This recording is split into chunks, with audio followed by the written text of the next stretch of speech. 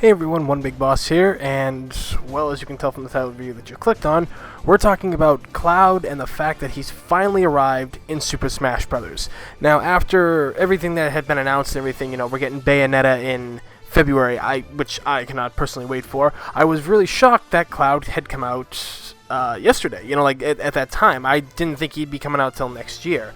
So my best friend came over and we played about 4 hours of Smash. We played like different modes and stuff like that, but we started learning how to use Cloud and everything, and he's just an amazing character from start to finish. His stage is fantastic, playing as him is fantastic, the choices for his Advent Children outfit and his regular outfit is awesome as well. Just everything about the character is what you would come to think of how he would be in a fighting game, other than that one for the PS1 called Guys that came out years ago. But I thought I'd give you my thoughts and opinions on how Cloud plays and all these other things that had happened while I was using him last night, because there are actually quite a lot of interesting things that I was surprised of just really how good he was and how very little flaws I saw within him. And that's just my personal opinion on the whole matter. Starting things off would be Cloud's color scheme. Now, he doesn't really actually have any colors per se that are outrageous. They're all kind of basic colors that have been darkened a little bit, and quite frankly, I do actually like a lot of them. I thought that the color schemes were pretty good for what they were. I think maybe like a golden Cloud would have been kind of cool, or like a brighter green Mako Energy one would have worked kind of well too. But you know what, it doesn't matter that wasn't a thing, that didn't come in. I still like the colors that they chose.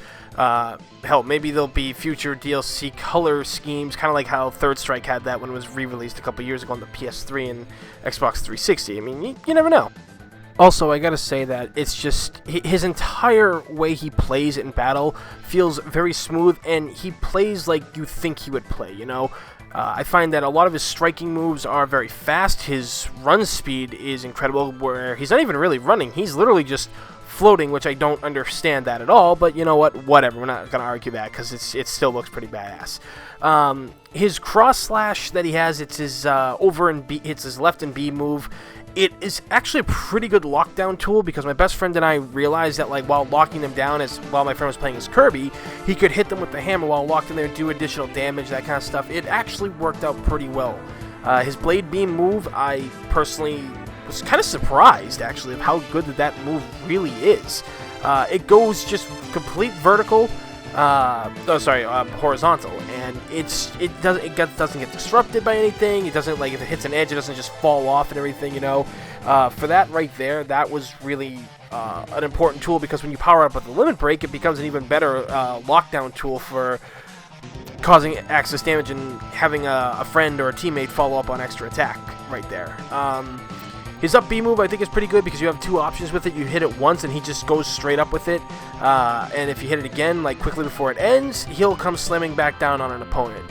His down A move is pretty good. He just pretty much digs the sword right into the ground. It's really a good move, I personally believe. I was also kind of shocked that one does as well as it does. Let's see some other good moves that I found that he had. Like I said, all of his moves are just really incredible. He's got a slide move. His down A down A when he's on the ground is a sliding, and I was really surprised how effective that was. He is kind of unfortunately left open afterwards, but it's not that bad. His limit break, which you hold down and B to charge and stuff, if someone's coming at you, you can easily just tap the side button and he moves with it, He doesn't get locked in or anything like that, and I think that was really something important to add to the game, that he has the ability. It's also kind of like Little Mac's KO counter. If he takes enough damage, it'll build up on its own. But unlike Little Mac, you can personally charge up the limit break. It's kind of cheating, which is kind of what you can do in the new the PS4 version of the original Final Fantasy VII, which I think is really funny for that to happen. But it is a good move. It's a good way to get distance from people, charge up. If you're on a team, it works well if people can guard you and everything, because all of his powered up limit breaks are great. And when he's the move you just saw him do there, when he's just swinging the sword around and around in a giant whirlwind, when it's fully charged, that could possibly be one of his best limit breaks power-ups that he gets. Because if you hit somebody with even some characters I saw in the match, in other matches that I played, they had 50 to 60 and they got KO'd. Something tells me they may nerf that in the end, because that does seem a little bit powerful, but it really is a great move for people to utilize when they're getting surrounded by people. I would personally if people are going to play Cloud, to use that. His cross slash move powered up is also very good, and it kind of sends opponents flying as well. That move right there, I would suggest using that when it's before it's limit break, when it's not normally limit break charged, because it's very good.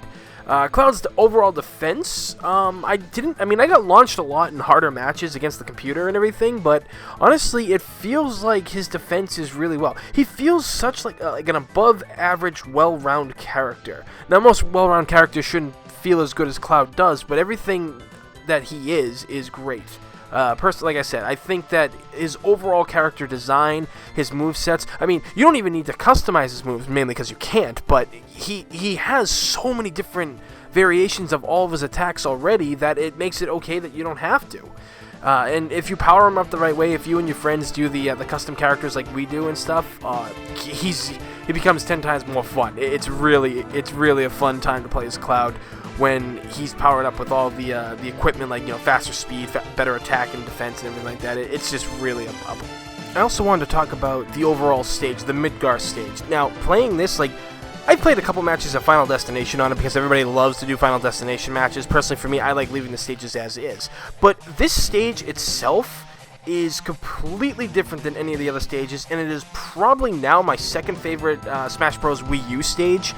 And I mean, you can obviously tell why. The whole stage is designed beautifully, and all the summons that you collect, like the one we just pulled up here on the match, you can see Odin flying in the back here.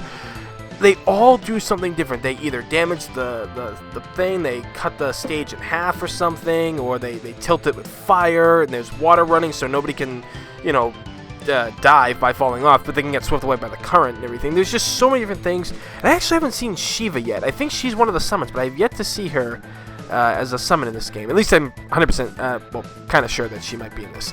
Regardless, so the stage itself looks beautiful because they really captured what Midgar is from what we've seen in official artworks and different kind of games. The green glow of the Mako, the Shinra Corporation in the back, the destroyed Sector 7, which you can see on the far left, which I think that's a nice touch. I think it's probably like the most detailed stage in all of Smash Brothers history. Even I think it's really well done. It's not like Final Destination where you're just flying and like the Earth and the Sun are colliding and stuff. This is all so many different things happening at once, mainly because of the summons as well. Like, the summons really change up how the stage looks. Holy shit, like, it's insane with all the stuff that you can do on with the stages and how it all looks. My personal favorite stage in Smash Bros. Wii U, and possibly of all time, is Ryu's stage, which, it's the Suzaku Castle and has so many different it's just like the background and my obsession with Japanese culture just makes it even better for me. But as far as detail goes, this stage has it all. That's pretty much, like, I think Cloud's going to be a better character. I can't wait to see what some of the official pro players say, because, I am not a pro Smash Brothers player. I've been playing the game for fun since its release back in the 90s. But either way, Cloud is a fantastic character. I'm so happy he made it into the game along with Bayonetta, because right now my team is looking pretty interesting for the future. But that's just my opinions. What do you all think of Cloud? Let me know down in the comments below. I'm going to try to get my friends over to play some more matches and hopefully record some of all of us swearing and having a good time. Either way, everybody, as always, I appreciate everything that people do for this channel and watch it and like it and all that stuff. So, as always, I'm One Big Boss. Thank you all for watching, and I will see you all next time.